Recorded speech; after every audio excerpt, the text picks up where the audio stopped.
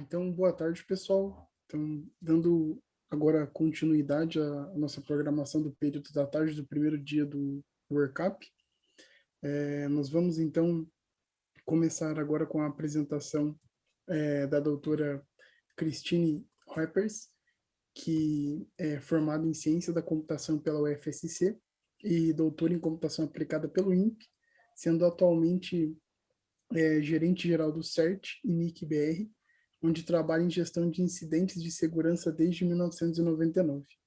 Ela também é instrutora dos cursos de tratamento de incidentes do CERT Division, da Universidade de Carnegie Mellon, e instrutora da Escola de Governança da Internet no Brasil, do CGI-BR.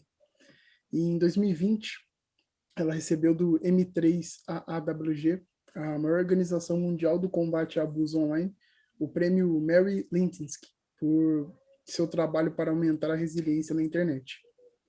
Então, nós vamos começar com a sua apresentação, intitulada de Nunca tivemos tanta e, ao mesmo tempo, tão pouca segurança. Por que estamos nessa situação? Então, doutora Cristine, passo a palavra para você. Você tem mais ou menos 45 minutos de apresentação e a gente separa 15 para perguntas. Muito obrigada. Deixa eu começar aqui a compartilhar meus slides. Primeiro eu queria agradecer, né, uma honra poder estar participando aqui do Workup. Meu primeiro Workup foi em 2001, né, e foi muito interessante. Naquela época eu estava só vendo, aí 2002 foi o primeiro Workup que eu apresentei, né, que é aquela época que a gente começa a apresentar as primeiras, né, coisas acadêmicas, e é muito bom poder voltar aqui e apresentar para vocês, né, um pouco do que eu estou fazendo nessa área de segurança, mas tentando ao máximo aí dar um enfoque de quem está aí nessa linha de frente, né, acadêmica, seja no INPE, seja em alguma outra universidade. Hoje de manhã eu estava acompanhando, né, a gente tem muita gente de outras áreas e de outras universidades participando, né, e eu acho que vai ser muito interessante. Felipe, eu acho que o seu microfone está aberto, está aparecendo, o teclado tá saindo no som. Isso. Eu vou falar um pouco, né, por que eu acabei escolhendo isso aqui. Quando o pessoal do Workup me convidou, não teve, assim, especificamente nenhum tópico, né, eles falaram, fale de alguma coisa, e isso é um tema que eu estou refletindo há muito tempo, né, essa questão que eu acho, assim, que a gente nunca teve tanto investimento em segurança, e ao mesmo tempo acho que a gente nunca teve tão inseguro, né, e com esses 20 e poucos anos aí trabalhando nessa área, eu tenho, né, cada vez mais vendo, quer dizer, o que é a causa raiz, né, a gente tende sempre a querer cuidar muito de sintomas, querer fazer uma ferramenta aqui, uma ali, para ter um problema, mas talvez nós, como profissionais da área de computação como um todo, né, independente de que área que a gente esteja atuando, possamos fazer alguma coisa para a gente conseguir, né, de certa forma, melhorar essa situação, né? Porque eu acho que está muito problemático, a gente está tendo muitos incidentes, e por quê, né?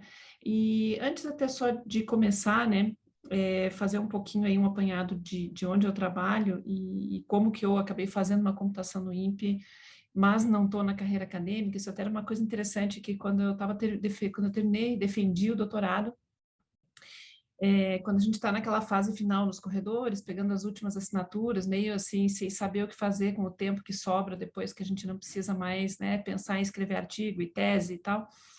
E todo mundo perguntava, onde você vai dar aula? E eu falava, não vou dar aula, eu vou trabalhar, continuar trabalhando onde eu já trabalhava, né? Porque eu fiz o doutorado sem bolsa, na época já trabalhava, foi tempo parcial.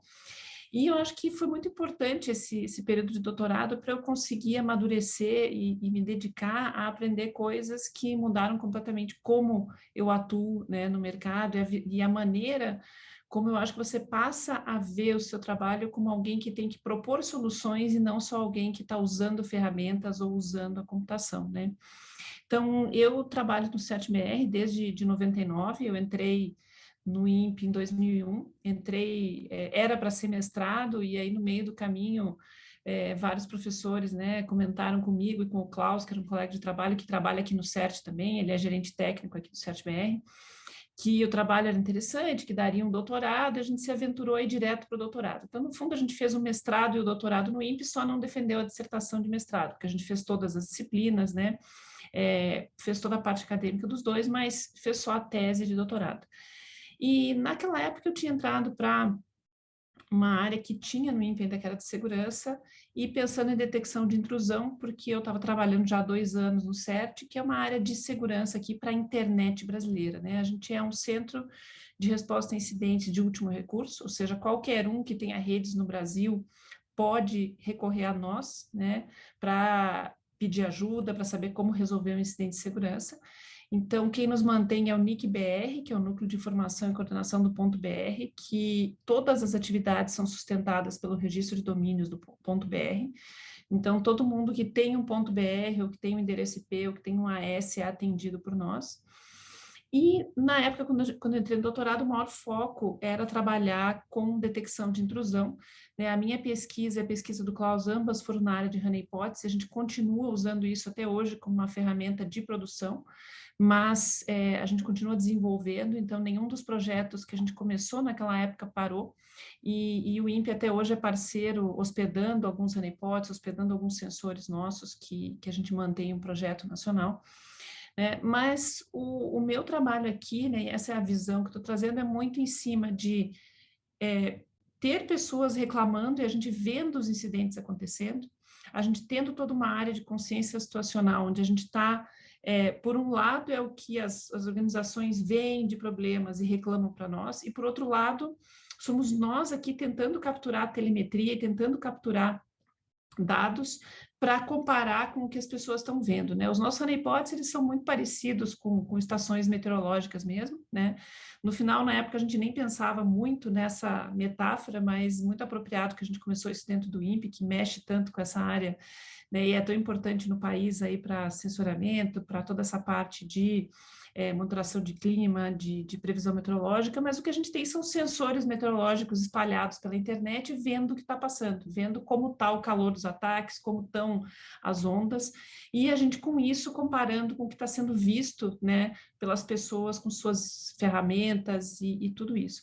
E a gente tem uma área muito grande aqui de transferência de conhecimento, ou seja, de tudo que a gente aprende com essas outras áreas, como que a gente consegue fazer mesmo, né, uma busca para a comunidade para tentar melhorar práticas, melhorar as áreas aí, para a gente ter mais segurança na internet brasileira. E aqui eu queria falar uma coisa bem específica dessa, que é nessa área de quem produz software, de quem produz sistemas e de quem produz tecnologia. Quer dizer, onde está a missão? E não é quem produz ferramentas de segurança, né? Eu quero falar mesmo com quem está fazendo de um sensor IoT que vai ficar em algum lugar até um sistema maior de ciência de dados e tudo isso, quer dizer, como que está a sua responsabilidade nessa área aí, né? Um pouco de responsabilidade social até, eu diria, nessa área de segurança. E quando eu falo, né, que a gente nunca teve tanto investimento em segurança, nos últimos anos a gente viu que, do ponto de vista não só de presidentes de empresas e CEOs, mas você vê o governo, por exemplo, hoje publicando a Estratégia Nacional de Segurança, você tem vários setores regulados, né, como o setor bancário, o setor de telecomunicações, tendo, né, regulamentos de segurança cibernética, você tem hoje todo o Centro de Defesa Cibernética, né, o Comando de Defesa Cibernética fazendo exercícios nacionais, envolvendo todas as áreas, a gente participa desde o primeiro, e tentando aumentar essa segurança. Isso é um movimento que começou já há algumas décadas, né? Mas quando eu dei minhas primeiras palestras de segurança em 99, específicas, era difícil você convencer uma empresa que ela precisava ter firewall e antivírus, né? Hoje todo mundo já está convencido, né? E isso foi levando a uma, né, cadeia de fornecedores de segurança que a gente nunca teve tantas empresas, né?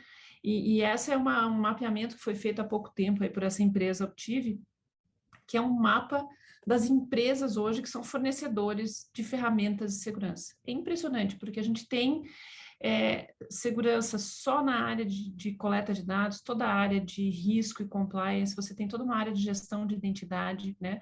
Você tem áreas específicas de segurança em nuvem, que hoje é uma área muito grande, segurança de data center, né? Outras áreas de operações de segurança, quer dizer, como que eu detecto ameaças, faço mudança de configuração, orquestração, automação, gestão de incidentes, essa é a minha área onde eu trabalho, que é um pedaço de gestão de incidentes, né? Mas, ao mesmo tempo, quer dizer, a gente teve aí umas 2 décadas com o crescimento dessa indústria, com o amadurecimento de todo mundo, e, ao mesmo tempo, né, é o ano em que a gente começa a ver, né, não tem um dia que não vem uma grande organização sendo afetada por um ransomware, tendo problema, tendo ataques, e aí a gente começa a pensar, nossa, a gente nunca teve tanta ferramenta e tanta segurança, e, ao mesmo tempo, tantos problemas ficando tão visíveis, né? E eu acho que isso é um misto de a gente ter a complexidade da tecnologia crescendo muito rápido, mas quem desenvolve tecnologia cometendo os erros básicos que eram cometidos nos anos 80, quando a gente teve o primeiro grupo de tratamento de incidentes sendo criado no país e no mundo, que foi em 1988, o CERT-CC, que hoje é o CERT Division, lá da Universidade de Carnegie Mellon. E se a gente for pensar, né, não é só uma questão de grandes empresas, né? A gente tem hoje já há anos a gente vê os problemas com IoT, né? Não tem nada mais frágil do que câmeras de segurança, né? E aí tem gente que pensa, mas é só uma câmera que está ligada. Sim, mas a gente teve antes da posse do Trump, a gente teve 70% das câmeras lá de Washington DC ficaram fora do ar por causa de um ataque. A gente tem hoje criminosos conseguindo ver as câmeras de segurança dos policiais, a gente tem botnets comprometendo câmeras de segurança, né? Você tem coisas até um pouco mais sérias, por exemplo, a gente já teve casos registrados aí no meio do inverno, na Finlândia, que não é trivial, né? Não estamos falando assim de um inverno nosso aqui, que dá para você pegar uma coberta, né? Você está pensando num inverno enorme em que os sistemas de aquecimento dos prédios foram usados para fazer uma negação de serviço e caiu o aquecimento. Não é que alguém estava tentando tirar o aquecimento desse edifício, né? Eles sendo abusados para atacar terceiros em negação de serviço leva você a ter edifícios inteiros sem aquecimento no auge do inverno, num lugar, né, muito frio. Então, são coisas que a gente começa a pensar do tipo, será que isso são ataques elaborados? Será que isso né, é um negócio de tecnologia muito complexa? No fundo, não é, né? Tem até um pessoal de uma empresa que é especializada em fazer pentest, que eles fizeram uma análise, publicaram ano passado um relatório. Todas as organizações que eles fizeram o trabalho deles de tentar invadir as redes e ver se tem problemas, eles viram assim que basicamente o que faltava era patches, políticas e senhas e gerência de senhas, né? Então, se a gente for pensar, a gente tem aqui esses coloridinhos aqui, o verde, o roxinho, quer dizer, esses 16 aqui, um pouco mais de 20% aí, são todos força bruta de credenciais, seja em FTP, o azulzinho, que é bem pequenininho, explorando credenciais e vulnerabilidade de software, credenciais de acesso remoto, credenciais de banco de dados, e todo o resto hoje é vulnerabilidades em aplicações web, sim, porque tudo hoje acabou virando uma aplicação web, né? A gente até brinca assim que hoje você tem internet rodando em cima de HTTP, né? Que tudo virou alguma aplicação web, né? Você tem aí. Só que mesmo neste aplicação web, 68% é força bruta de credenciais.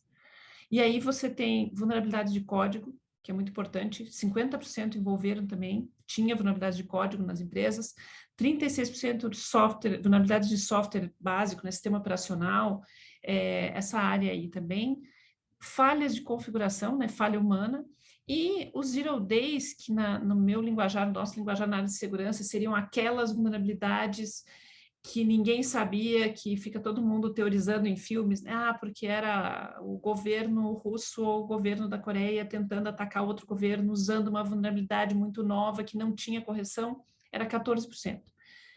Então, a gente vê que o grosso, né, o Pareto, está nas coisas simples, né? Nosso 80-20 aí, ele continua em coisas simples. Esse foi um ano que a gente teve aqui a mídia do mundo inteiro, né, falando daquele ataque na Colonial Pipeline. que era o ataque que deixou toda a costa leste americana sem abastecimento de combustíveis, né?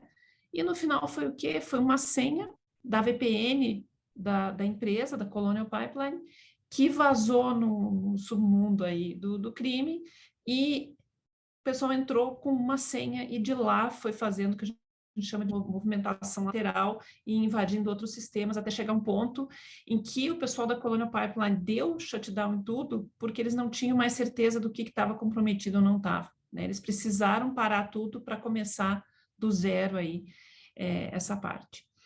E se a gente for pensar, né, teve até uma outra matéria muito interessante do pessoal que fala muito de ataques de insiders, né, quer dizer, ou seja, você ter funcionários, parceiros, né, alunos, professores, que no fundo são os vetores, né, para você ter ataques. Isso é uma coisa que a gente vê muito o pessoal falando que hoje em dia os atacantes eles nem precisam mais invadir os sistemas, eles precisam mais hackear, eles só precisam logar nos sistemas com senhas, com reuso de senha, com senha fraca, com senha comprometida, né? E aí a gente tem que guardar um pouco mais para o futuro, e que daí é algo que eu quero discutir mais para frente, em algo que a gente precisa mudar, é que não faz mais sentido hoje em dia se pensar que gestão de identidade é senha, né? A gente não pode mais usar só senha como gestão de identidade. Isso é uma das lições que eu quero que vocês saiam hoje daqui. Se vocês vão fazer um sistema, se vocês vão fazer alguma coisa que tem dados que está com informações importantes, mesmo que não sejam informações muito importantes, mas não pode ser só senha, tem que ter algum fator a mais de autenticação nisso daí.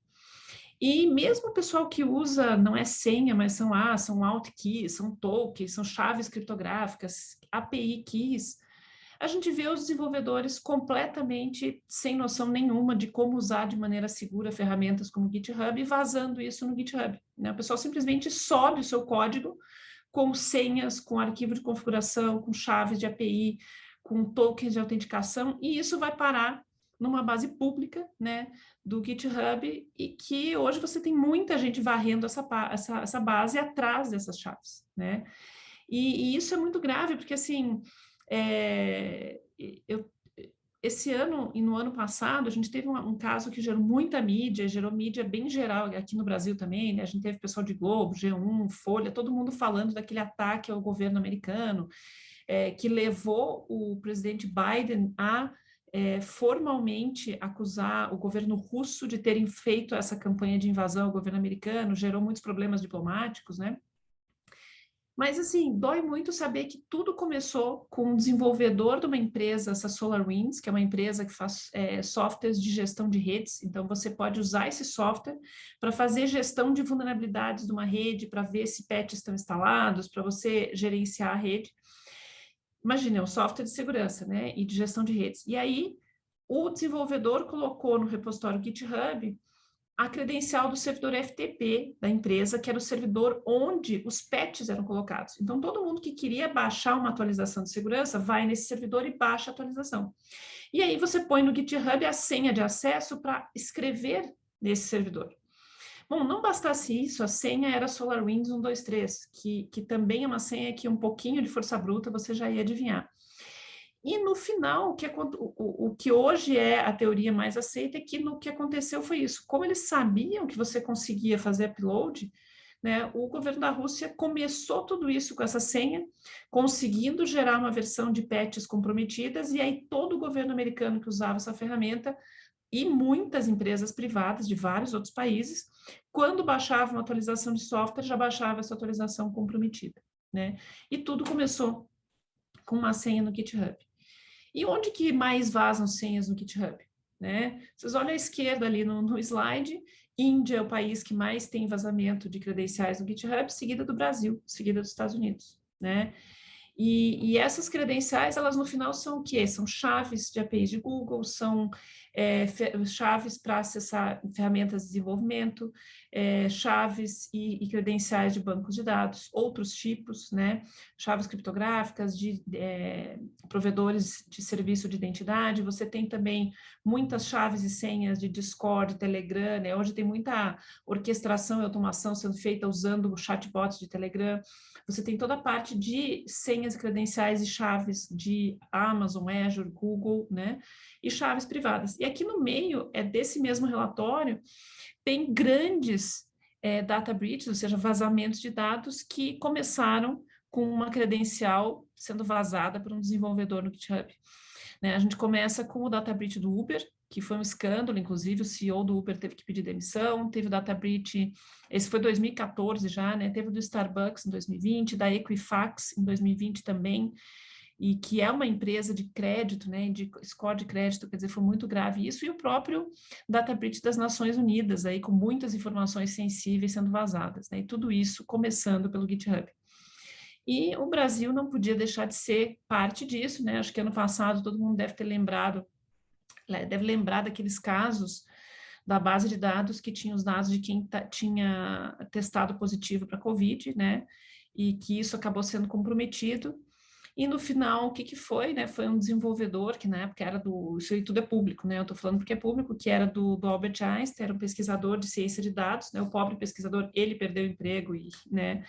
Foi demitido, tal, acaba sempre sendo isso, e é bom até pensar que isso cada vez mais está comum, né? Quando você tem erros graves assim cometidos por alguém da área de TI, o pessoal começa a perder emprego, ter problema com coisas graves como essa, mas foi o pesquisador que subiu para o GitHub o código dele de mineração de dados, era um código acho que de machine learning para processar os dados de quem tinha infecção de Covid, tentar ver questões demográficas, né?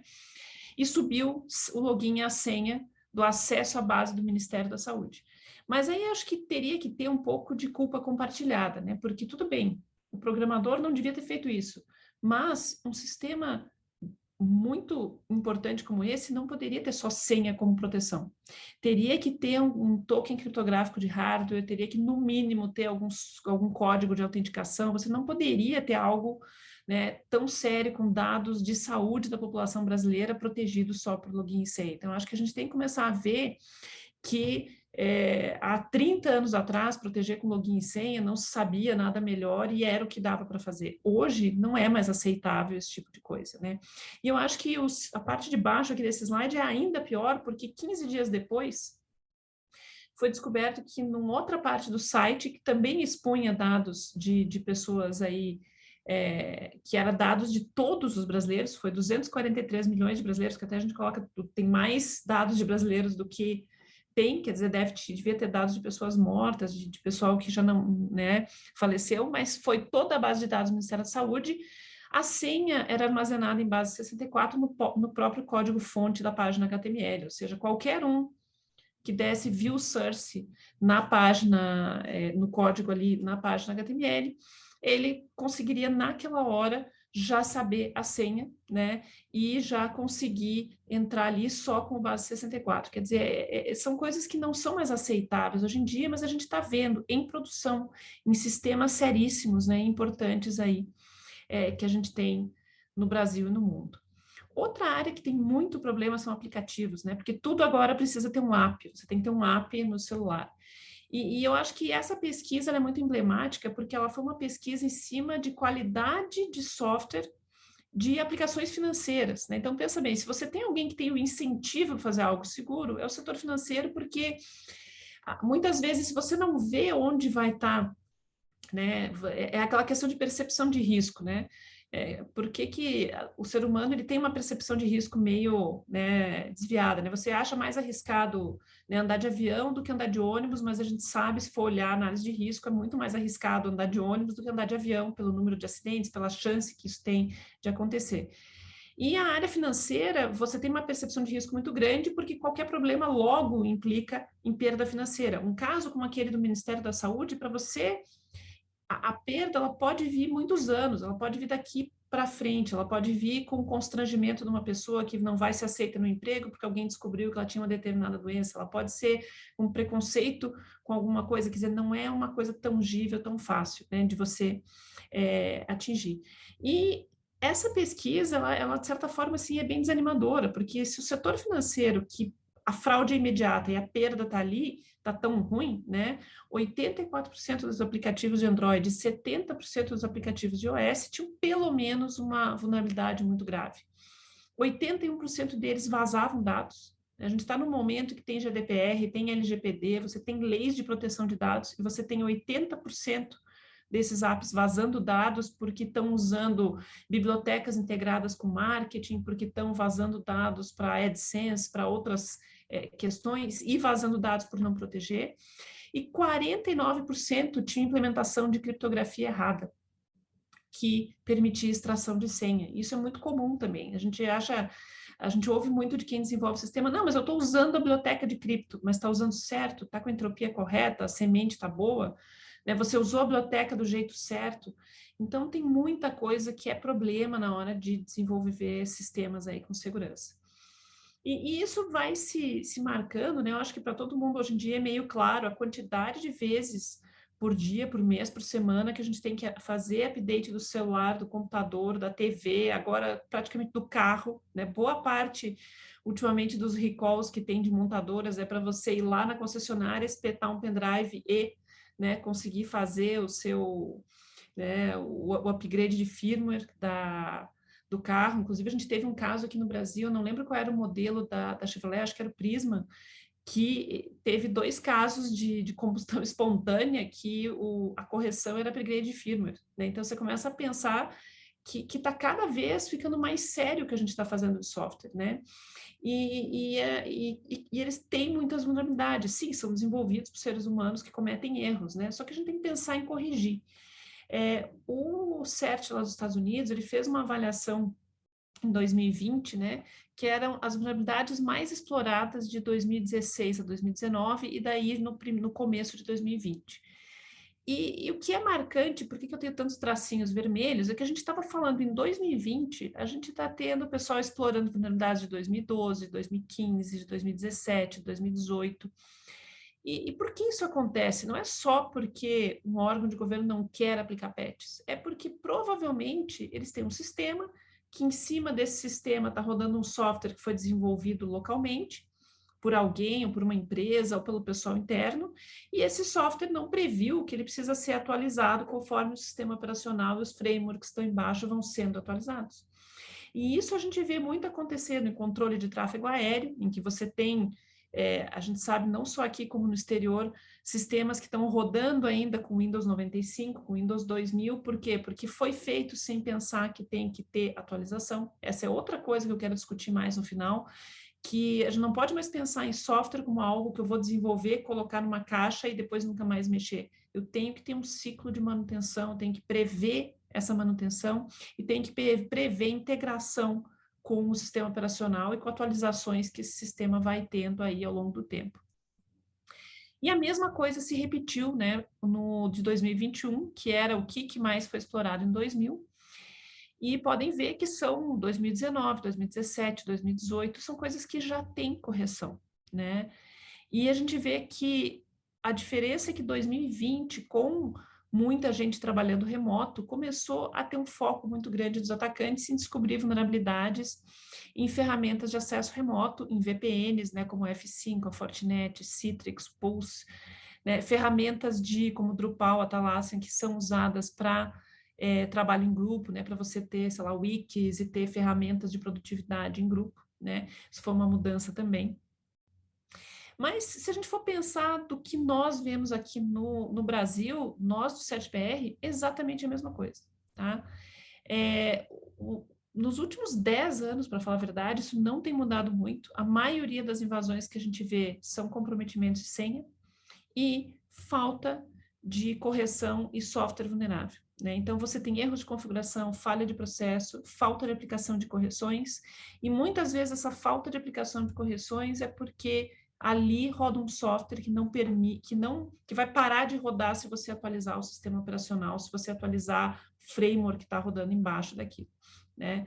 A gente está vendo muito aqui no Brasil organizações grandes sendo expostas e comprometidas por senhas vazadas no GitHub, no Pastebin, e no Pastebin por código, são sim os programadores subindo código com senha hardcoded, com token criptográfico, a gente está vendo muito isso. Isso sim, né, dessa nossa área virou assim, lugar comum, né? O pessoal está desenvolvendo um teste, já sobe com as credenciais em bases públicas, né? A gente vê muito força bruta de senhas em serviços de e-mail, serviço de nuvem, Tá? Olha, tem muita gente caindo, então não adianta dizer, mas a nuvem da Amazon é segura. Tá, mas você está usando as ferramentas de segurança que ela permite, né? Está havendo muito ataque contra acesso remoto e muito ataque contra gestão remota aí de ativos de rede. E eu diria com certeza, esse número na verdade é mais na linha de 90%, mas eu diria que assim, 80% dos incidentes eles seriam, né, resolvidos ou impedidos se a gente tivesse foco numa parte bem pequena de cuidados, que é correções, segundo fator e atenção a erros e configurações. Então, são coisas simples que estão gerando tudo isso que a gente viu nos exemplos que eu estava colocando aí. E uma das coisas que tem sido hoje um mantra aí de muita gente, inclusive de especialistas do exterior, é que assim, não pode mais usar senha de autenticação, a gente não pode mais pensar em criar um sistema novo que gestão de identidade vai ser senha. Tá? Isso não pode mais acontecer, a gente tem que mover para algo melhor, para algo mais seguro, porque os atacantes já viram que é assim que eles conseguem acesso a tudo, né? E isso é muito importante. E aqui fechando um pouco, né, pensando aí, eu falei lá no início de estratégias de defesa e segurança, e falando em aplicar patches e gestão de incidentes, né, e eu costumo mostrar essa pirâmide aqui que eu criei, ela não é uma pirâmide de hierarquias, ou de quem manda em quem, ou de quem vai fazer alguma coisa, ela no fundo ela é mais uma pirâmide de dependência que cada nível desse aqui, de atores que estão lidando com segurança, tem do nível anterior, e complexidade técnica do que está sendo feito, né? Que tem muito a ver com muitas perguntas que fazem para mim de que tipo de competências eu preciso para lidar com segurança, né? Eu acho que a gente tem que pensar que hoje quase tudo é software. Né? Você não tem mais nada que não tem software rodando, né? O relógio tem software, IoT é software, o hardware hoje é software. Se você pegar um roteador, que na época que eu comecei a mexer com redes, lá em 94, 95, roteador era hardware, né? Você tinha lá no máximo um chip, mas era programado em hardware. Hoje em dia não. Né? Ele é software. Você tem algumas coisas bem otimizadas em hardware, mas tem muita coisa, né, que é software. É pensar que os ataques são cada vez mais constantes, né? A gente tem motivação financeira, tem motivação política, tem motivação ideológica, tem ataque por ego, você tem todo um volume aí. E as ferramentas são de software livre também. Então, hoje, para fazer um ataque, é você fazer um Google e você acha algum framework, né, de ataques aí que você pode usar. Só que não dá para a gente tirar as redes do ar, você tem que operar mesmo sob ataque, né?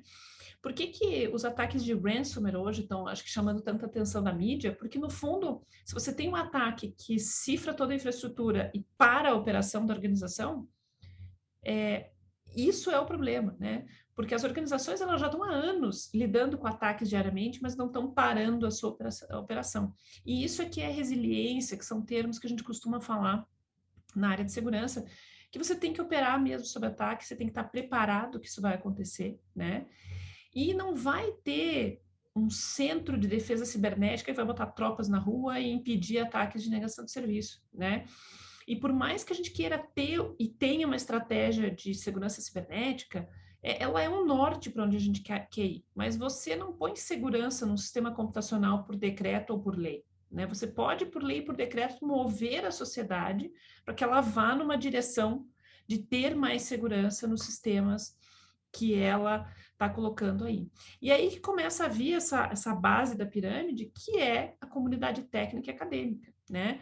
A gente precisa ter pensar em segurança na administração de sistemas e aplicações, em geral, essa fase aqui é uma fase que está nas empresas, nos órgãos de governo, que é você ter pessoal preparado para atuar em configurar de maneira segura, instalar patches, manter uma rede mais segura e lidar com incidentes, que é essa área de gestão de incidentes. Quer dizer, eu tenho que estar sempre vendo como eu estou, detectando incidentes, atuando em cima deles, mitigando, educando para prevenir e tentando trabalhar com que eu tenha menos incidentes.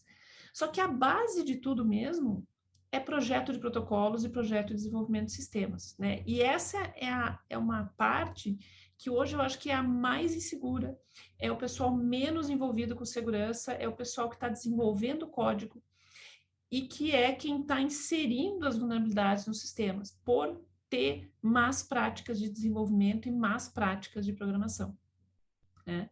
Hoje, se a gente for olhar, né, existe uma iniciativa do MITRE, que é o CVE, que é o Common Vulnerabilities and Exposures, que lá em 1999, num evento que eu estava presente, até tive sorte, assim, aquelas coisas que acontecem no mundo, assim, você estava lá participando de um evento e foi lançado o CVE, que era o quê? Ter um catálogo de vulnerabilidades de software. Né? Você tem, por exemplo, a vulnerabilidade do Windows tal, ela tem um número, ela tem um catálogo, ela foi descoberta tal dia, e aqui estão todos os dados dessa vulnerabilidade. E esse é um gráfico com o número de vulnerabilidades por mês, desde 1999, quando isso foi lançado no fim do ano, acho que era outubro de 1999. E a gente vê que era um número meio errático aqui, ele teve um período grande até 2017, que teve mais ou menos estável. Em 2017 isso subiu. E a gente está aqui numa casa de, em média, entre 1.000 e 1.500 vulnerabilidades novas de software por mês. E o CVE é bom pensar assim, o que está sendo catalogado? Software que alguém descobriu a vulnerabilidade, foi até o CVE e foi lá e disse, tenho essa vulnerabilidade que eu achei. E isso aqui nem está contando as vulnerabilidades nos bancos de dados desenvolvidos localmente, nos sistemas que estão ali numa rede de governo que foi desenvolvido por uma pequena software house e colocado no ar, no banco de dados desenvolvido internamente numa empresa, né? Mas a gente vê que é um volume muito grande, né? É um volume enorme de vulnerabilidades e está crescendo, né? E isso é muito preocupante, porque isso significa o quê? Esse valor não é só porque a gente tem mais software, mas é que a gente não está melhorando a maturidade de software, a gente não está melhorando o desenvolvimento de software e as práticas, e a gente está só inserindo, em geral, as mesmas classes de vulnerabilidades no software. Você não tem classes novas, não é que alguém está descobrindo maneiras novas de explorar software, as maneiras são as mesmas. A gente só está tendo mais software com mais vulnerabilidades, conforme vai crescendo o volume de software que a gente tem. E tem várias pesquisas e são muito interessantes, até se tiver alguém querendo ver, tanto esse link do EPSS Data Stats, quanto esse aqui do FIRST, se vocês procurarem pela conferência 2021, os meus slides depois vão estar públicos na página do CertBR, certbr/docs/palestras, mas já comentando aqui, são pesquisas do pessoal da área de risco e estatística, onde eles veem assim, que em média, as organizações elas só conseguem aplicar patches em 10% das vulnerabilidades que elas têm em um determinado momento. Então, mesmo que a gente tivesse correções para todas as vulnerabilidades e tivesse esses patches disponíveis, não tem condições, não dá tempo, não tem condições de você conseguir aplicar todas essas correções, porque você precisa homologar sistemas, ver se vai funcionar, ver se vai quebrar outras aplicações, né? Então, eu acho que os fatos que a gente tem que tirar disso é que a gente está tendo muito mais vulnerabilidades. Mesmo quando tem patches, é impossível corrigir tudo. E a gente precisa melhorar a qualidade do software, né? E eu acho que isso é uma coisa que a gente tem que pensar, que cada vez mais a gente tem uma pressão regulatória, inclusive, de que IoT tem que ter segurança. A gente tem hoje normas da Anatel para todos os softwares que têm Wi-Fi e que estão na categoria de IoT, que vão começar a valer em cima de tem que ter mais segurança. A União Europeia está botando um calor em cima de, olha, tem que ter segurança nessa parte de IoT. Tem muitos reguladores querendo começar a pedir recall. E imagina, o trabalho de você ter que recolher dispositivos ao invés de você aplicar patches, né? E eu diria que um diferencial cada vez maior no futuro é desenvolver software já pensando em segurança, é desenvolver um IoT um pouco mais seguro, né? Vai ser difícil a gente aqui no Brasil competir com Índia e China fazendo hardware barato e software barato. Mas e se a gente movesse para ter software com mais qualidade? Né? Pensando, inclusive, do ponto de vista de diferencial para tudo, né? Seja acadêmico, seja de startups, seja no mercado aí. E isso é uma coisa que está sendo já começando a ser cobrada e vai ser cada vez mais. E como construir sistemas mais seguros? Né? A gente tem que pensar que existe, né? Na época que eu entrei no doutorado no INPE, não tinha ainda essa área tão bem estabelecida, não tinha livros de engenharia de segurança. Eu lembro que eu já estava no segundo ano ali do mestrado, quando saiu o primeiro livro de software seguro. Naquela época, eu e o Klaus, a gente comprou aquele livro, conversou com o professor Ulisses, que dava aula de redes na época, a gente criou uma disciplina de software seguro no INPE, chegou a ter, foi a primeira disciplina de segurança de software na época lá, mas não tinha nada, só que hoje em dia tem muita coisa na área de desenvolvimento de software e, acima disso, na área de engenharia de segurança. Quer dizer, como que eu penso em ter um sistema que permaneça confiável se tiver erro, se tiver azar ou se tiver malícia envolvida, né? E isso requer essa figurinha que está aí, né? Requer você ter políticas, quer dizer, eu quero ter um norte, o que eu quero ter de segurança desse sistema. Tem que ter mecanismos de segurança, é aqui que entra controle de acesso, criptografia, maneiras de você proteger hardware, ferramentas adicionais de segurança com firewalls, antivírus, né? Você tem que ter alguma maneira de garantir que isso está sendo implementado, né? E você tem que ter incentivos. Eu acho que os incentivos, hoje, é onde está o maior problema, né? A maioria das pessoas não tem incentivo para fazer código melhor, não tem incentivo para proteger os sistemas, não tem e não entende o incentivo dos atacantes, do porquê que eles gostariam. Você ainda tem gente que acha que, mas o meu sistema ninguém vai querer atacar. Isso não existe. Os atacantes estão dia e noite varrendo a internet inteira, achou um sistema, adivinhou uma senha, viu que tem uma vulnerabilidade, eles vão invadir, depois eles vão ver como que eles vão ganhar dinheiro com aquilo, ou como que eles vão ganhar vantagem política com aquele dado. Depende de quem teve quem te atacou. Mas aí ele vai ver, são os dados que eu posso vender, é poder computacional, que eu posso aqui minerar um Bitcoin, ou que eu posso fazer uma negação de serviço e alugar a banda. Quer dizer, ele tem um incentivo para invadir qualquer sistema, seja na sua casa, seja uma universidade, seja uma empresa. E eu acho que tudo que a gente discutiu até agora não é só má segurança. O pessoal não botou patches. O pessoal não tinha senha fraca. Mas é difícil proteger sistemas que têm falha de projeto e implementação. É mais caro, né? Então, uma coisa que a gente fala, quando você está começando um projeto novo, não corte de cara a parte de segurança, porque depois é mais caro quando alguém vier te cobrar que não funcionou, que deu problema, que saiu do ar, que vai ter que refazer porque está inseguro. A autenticação não pode ser só senha, tá? Tem que ter segundo fator, ou no mínimo SSH com chave, para o que está na internet. Ter firewall, WAF, proxy, antivírus, ferramenta, põe um nome aqui, um buzzword que você quiser, não garante segurança. Porque os sistemas, eles hoje estão caindo pelo acesso, pelo meio de acesso que é aquele que está de frente para a internet. Não estão caindo por outras coisas. As aplicações web, os ataques estão vindo através da conexão que elas estão dando para o mundo, para o serviço delas. As autenticações estão caindo com alguém fazendo login de maneira com senhas furtadas, essas questões. Outra questão que está cada vez mais frequente, que é a exposição acidental de dados, como a gente chama, que é má configuração de serviço em nuvem, falta de patches e erros humanos. Tá? Então, isso está realmente sendo um problema sério, né? E precisa pensar em a gente melhorar ensino nessa área de software, né? A gente precisa permear a segurança em todas as disciplinas, a gente precisa... todo mundo é responsável por desenvolver um sistema pensando, alguém vai abusar do meu sistema. Mas hoje em dia, principalmente as áreas de ciências de dados, programação e engenharia de software, que no momento em que a gente começa a criar essas bases de dados, Big Data, Data Lake, sei lá, dê o buzzword que você quiser o nome, mas no momento em que você começa a ter muitos dados numa única base, ela vai ser alvo. Ela vai ser alvo de algum tipo de ataque. Ela vai atrair pessoas que querem esses dados, que já estão lá reunidos, né? E a gente precisa pensar em engenharia de software. Não pode pensar que, mas alguém vai fazer segurança depois. Às vezes é impossível fazer a segurança depois, né? Tem que pensar que vai ter casos de abuso. Os atacantes, alguém vai querer atacar esse sistema.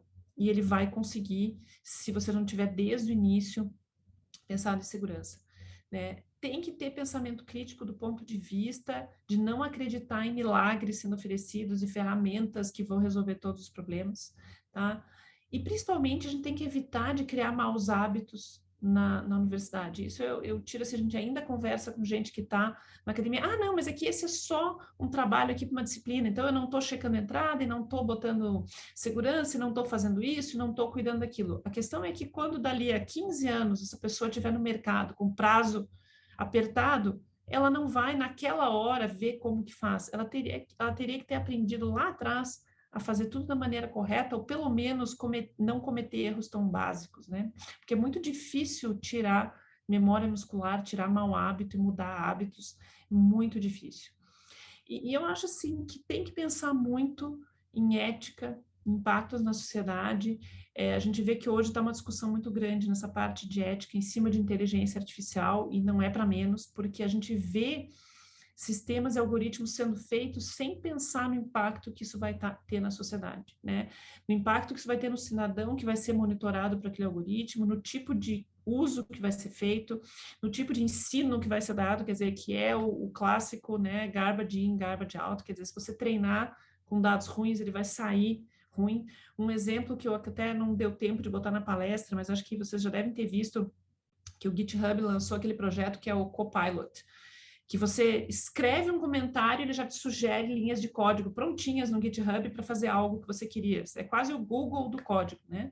E teve um pessoal de uma universidade na Europa que fez e descobriu o óbvio, né? Que se você tem um algoritmo de IA aprendendo com código ruim, está gerando código ruim, né?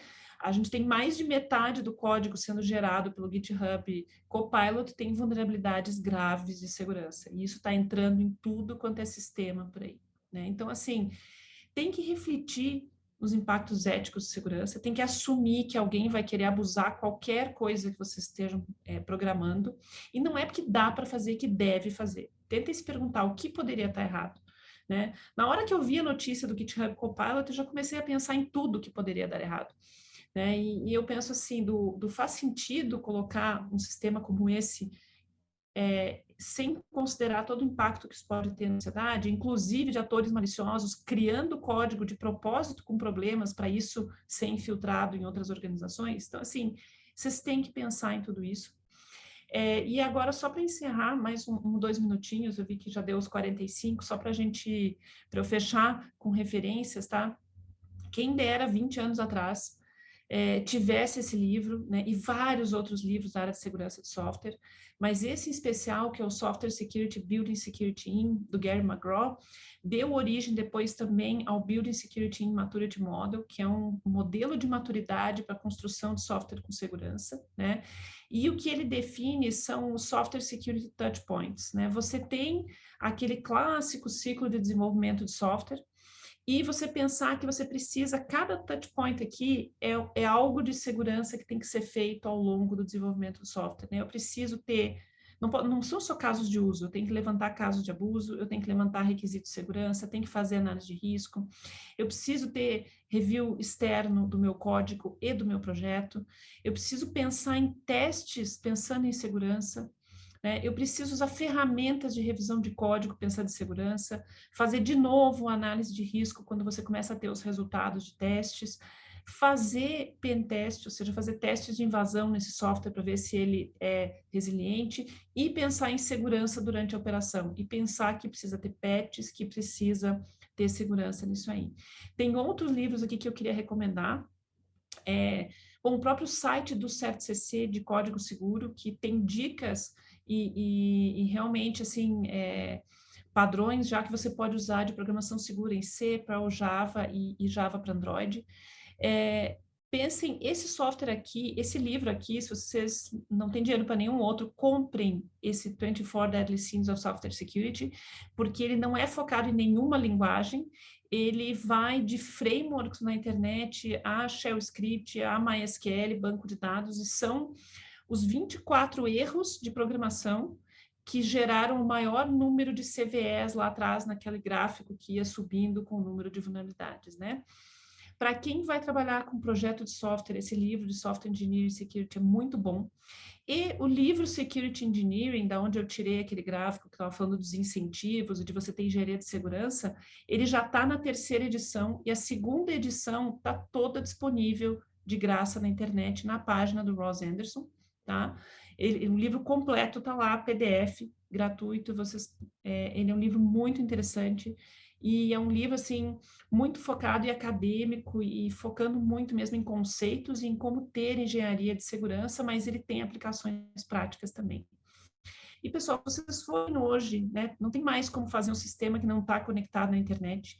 Usem padrões e protocolos modernos, tá? Os padrões hoje de tokens e software são RFCs, são umas 15 linhas em Perl, você faz um token com o mesmo protocolo do Google Authenticator. Usem HTTPS e criptografia em todos os sistemas. usem IPv6, pensem em tudo que vocês estão fazendo e usar IPv6, principalmente se vocês estiverem mexendo com IoT, tem que ter IPv6, porque vai ser a única maneira de você ter endereço IP para todas essas coisas que você vai distribuir, você daí conseguir pegar a telemetria, você conseguir mexer com essas coisas, cobrem isso dos provedores onde vocês estiverem. E, pessoal, fazendo aqui no final um pouquinho de propaganda de algumas iniciativas que a gente tem aqui no NIC a iniciativa Internet Mais Segura, que é uma iniciativa de operadores de redes e de todo mundo que administra uma rede, um sistema, conteúdo, para a gente ter uma internet mais segura. E todo mundo tem um pai, um filho, um sobrinho, um tio, um avô que tem problemas de segurança. Então, a gente tem um portal que é internetsegura.br, é direto Internet Segura BR, onde a gente tem material Creative Commons gratuito lá para crianças, adolescentes, pais, 60 a mais, tem material para técnicos e interesse geral. E esse de interesse geral tem um trabalho que é desenvolvido aqui pela minha área, que eu gerencio, que é a cartilha de segurança, onde a gente também tem um material que são fascículos com slides para dar palestra, para falar de segurança, e a gente lançou agora esse ano 2, em conjunto com a Autoridade Nacional de Proteção de Dados, que é um de proteção de dados e um sobre vazamento de dados, e a gente faz parcerias, quer dizer, se alguém quiser entrar em contato, são materiais aí gratuitos, para vocês usarem. O material de crianças, para quem tem filho, tem um monte de coisa que dá para imprimir em casa, tem liga os pontos, tem colorir, tem caça-palavra, tem um livretinho para aprender coisas de segurança na internet, que nesse tempo aí de crianças hiperconectadas com aprendendo escola em casa, cada vez mais a gente precisa levar um pouquinho de cuidado para elas também. Queria agradecer muito, acho que vai ter um tempinho ainda para perguntas, acabei estourando um pouquinho, mas queria falar aqui das referências que eu tinha. Obrigada, Certo. pessoal. Muito obrigado, Cristine, pela apresentação, foi excelente. Então, a gente tem algumas perguntas que o pessoal foi deixando. Eu vou começar aqui com uma pergunta que foi uma das mais votadas, do Adriano Almeida, que é da CAP aqui do INPE. E ele pergunta se o aumento dos ataques de DDoS pode ter algum tipo de relação com a popularização das tecnologias de IoT, usando-as como botnets. E se sim, como a gente poderia amenizar isso? Olha, sim, tem a ver sim, mas são, na verdade, duas coisas em conjunto, né? Porque uma coisa que é muito interessante, né? A gente pensa muito em IoT, mas a maioria dessa IoT que está sendo abusada para botnets não é aquela IoT Bluetooth de super pouco, como é que a gente fala, de consumo de energia baixo, que é só via Bluetooth, né? Você tem hoje essas botnets de IoT, no fundo, são máquinas que estão rodando Linux e que estão com um sistema operacional permitindo abuso, não só porque elas estão sendo comprometidas como botnet, mas também porque elas estão sendo invadidas e estão sendo usadas para amplificação. E isso o que tem em comum? Tem em comum com roteadores de banda larga, tá, pessoal? Se vocês olharem os roteadores de banda larga hoje que você tem em casa, no seu Vivo Fibra, NET e tal, eles são um Linux que está rodando lá e que é muito parecido com o IoT. E hoje a gente tem um misto de botnets invadindo o IoT e tem um misto de CPS, que são esses roteadores de banda larga, também sendo invadidos e sendo usados para amplificação. A amplificação tem um slide meu lá que, quando eu falo dos ataques, que a gente explica em detalhes, mas é o quê? É deixar coisas abertas no IoT que não deviam estar abertas. O IoT vem com um servidor web aberto, com servidor DNS aberto, vem com FTP aberto, vem com coisas que não deviam estar abertas, né? Então, como melhorar isso? Fazer um bom hardening quando você vai fazer um IoT, se você vai desenvolver IoT. Pensar que aquilo ali é um sistema operacional que vai ser invadido, tem poder de processamento, você tem botnets de mineração de bitcoins invadindo disco externo, aqueles discos que você põe em casa para fazer backup, tem botnet invadindo TV, então, assim, tudo tem processamento, e a gente precisa, quando vai usar um sistema como esse, pensar que vai ter que atualizar em algum momento. Você vai ter que de alguma maneira, né, fazer uma atualização nesse sistema aí.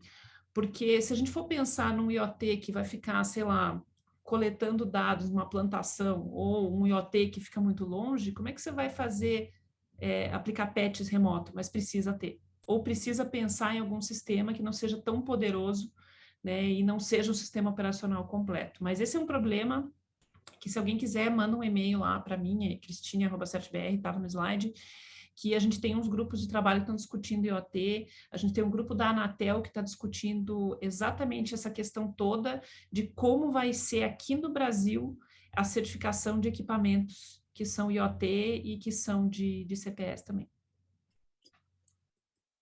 Beleza. Uma segunda pergunta feita pelo Rafael Marinho, também da CAP aqui do INPE.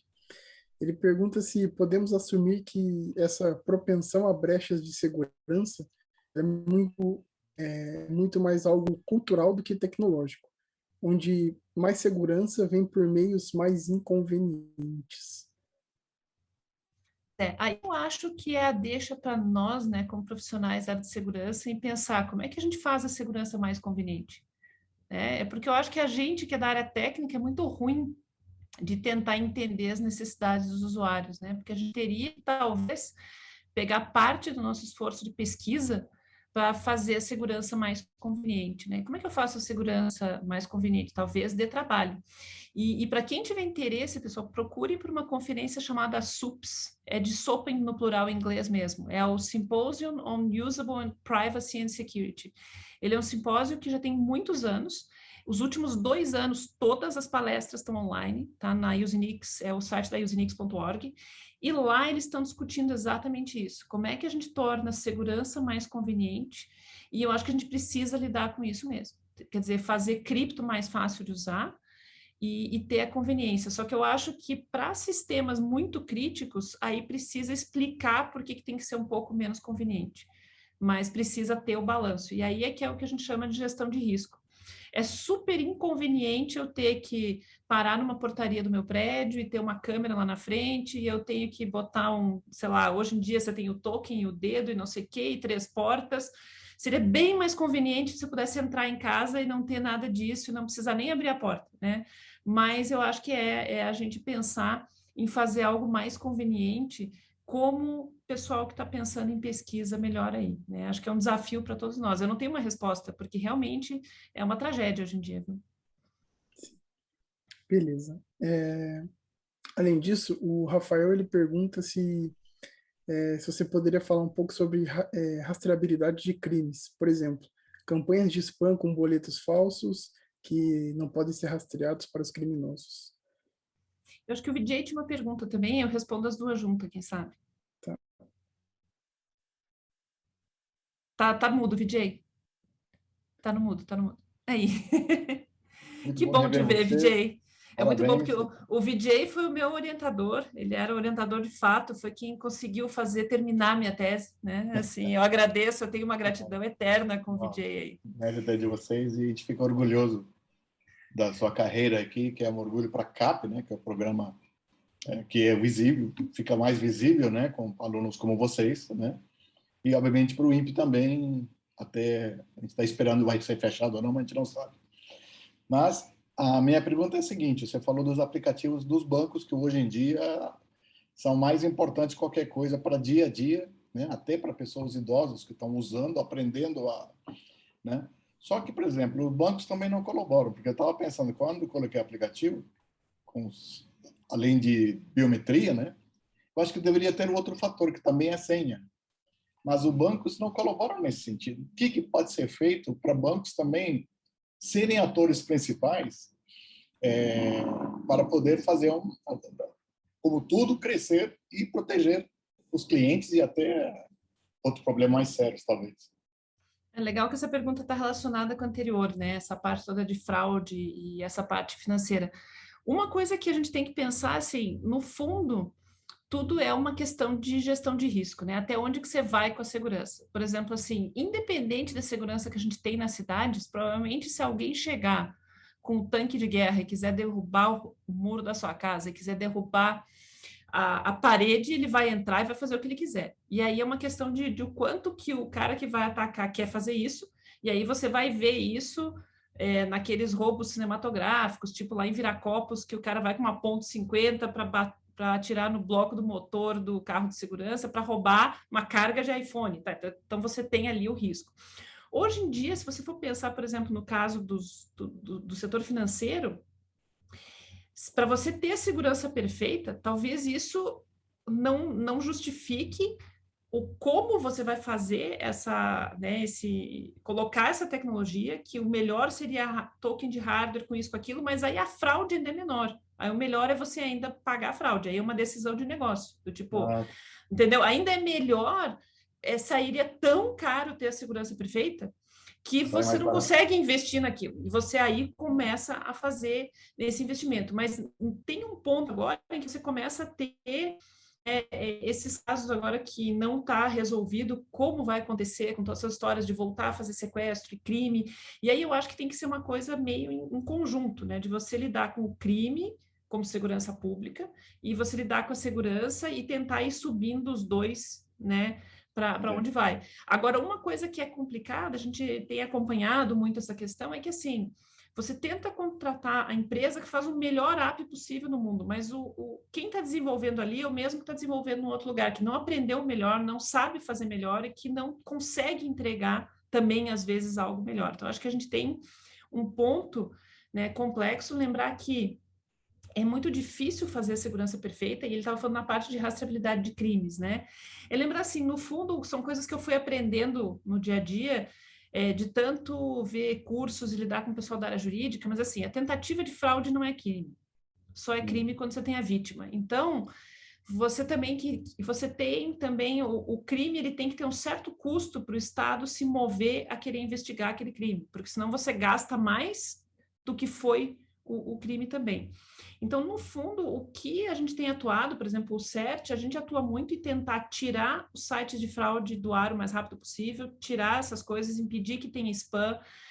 Isso, inclusive, toda essa parte de detecção de proxies, spam e botnets foi a tese de doutorado do Klaus e que gerou muita coisa importante para o Brasil, e a gente tem projetos que estão até hoje rodando, que vieram dessa tese dele ali, e que a gente encampou aqui no CERT e continua tocando. Mas é você tentar evitar que aquilo aconteça, mas é que nem o bilhete premiado na rodoviária. Se o cara tentar te vender e você não cair, não foi crime. Ele tentou te dar o bilhete premiado, mas não rolou e você não caiu, né? Mas a gente sabe que cada vez mais tem gente que é aquela questão da digital literacy, né? Me fugiu o termo aqui em português, mas é que realmente você ter, né? Você não ser um analfabeto digital, você entender a tecnologia, né? E a tecnologia, eu acho que falta um pouco de interfaces mais amigáveis, de uma explicação mais interessante, e nesse ponto, de novo, recomendo aquela conferência do SUPS. Eu tenho ido nos últimos 5 anos já nessa conferência, as últimas 2 foram online.